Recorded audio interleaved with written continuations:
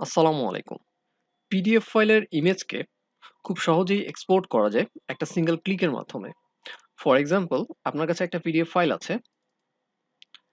ধরুন এই পিডিএফ ফাইলটার কথাই বলি, আছে যেটাতে অনেকগুলো ইমেজ আছে, অনেকগুলো পাম্পের ছবি আছে। এখানে একটা ছবি আছে, ব্যাকগ্রাউন্ডে একটা ছবি আছে, তারপরে নেক্সট পেজের মধ্যে এখানে ১, ২, ৩ টা ছবি আছে। আর এখানে বেশ কয়েকটা লোগো দেখা যাচ্ছে।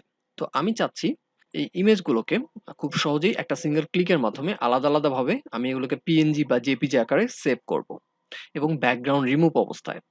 তো এটা খুব সহজেই করা যায় ফটোশপের মাধ্যমে। তো চলুন দেখি কিভাবে করা যায়। তো শুরুতে আমাদেরকে ফটোশপ ওপেন করে নিতে হবে।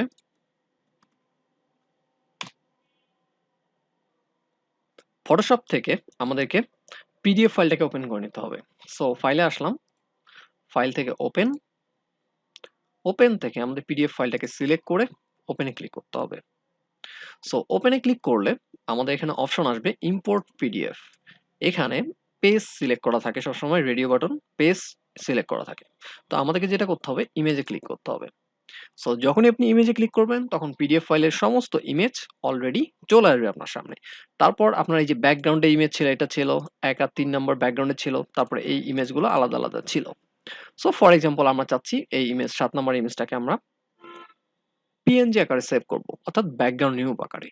সো এটাতে আমরা ৭ নাম্বারটাতে সিলেক্ট করে নিব, দেন ওকেতে ক্লিক করে দেব। এই তো চলে আসলো।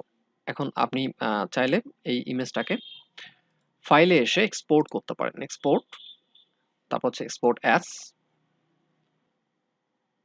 এখান থেকে আপনি পিএনজি, জেপিজি, জিআইএফ, এসভিজি যে কোনো ফরম্যাটে সেভ করতে চান, সেভ করতে পারেন। ফর এক্সাম্পল আমি পিএনজিতে সেভ করতেছি আমি।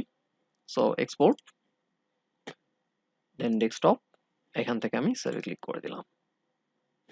তাহলে আমরা এসে দেখব ডেস্কটপে এই যে আমাদের পিএনজি আকারে ফাইলটা সেভ হয়ে গেছে। খুবই ইজি মেথড। সো যে কোনো পিডিএফ এর যদি অনেকগুলো ইমেজ থাকে এবং ব্যাকগ্রাউন্ড রিমুভ করার প্রয়োজন হয়, তাহলে আপনারা খুব সহজেই এভাবে এক্সপোর্ট করে নিতে পারেন। So thank you for watching. আসসালামু আলাইকুম।